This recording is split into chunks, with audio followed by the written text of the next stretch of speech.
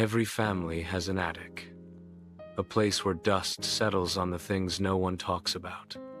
For Margaret, age 78, it was a portrait.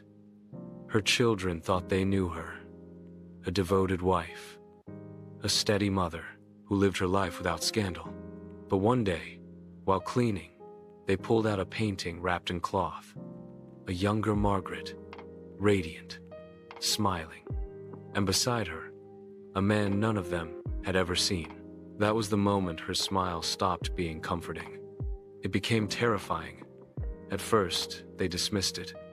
A cousin, a forgotten family friend.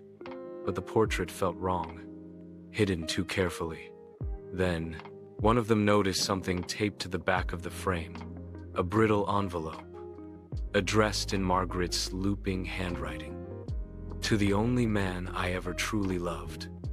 Forgive me for the silence. It wasn't written to their father. They stared at one another, the attic suddenly colder than before. If this wasn't their grandfather, then who the hell was he? They tore through Margaret's boxes, like detectives in a crime scene. Out came pressed flowers between hymnals, faded train tickets to a coastal town none of them remembered her visiting, and postcards with no return address. And then, the diary. The cover cracked as they opened it. Margaret's handwriting filled the pages, young and reckless. If the world knew, I'd lose everything. But in his arms, I am free. Page after page. Confessed to a love affair spanning 2 decades.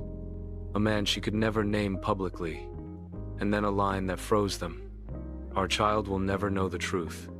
She must believe another man is her father. One of the daughters dropped the diary like it burned.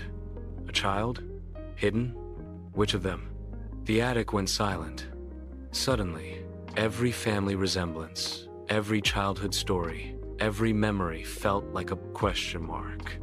Margaret, their mother, their grandmother, had built her entire legacy on a lie.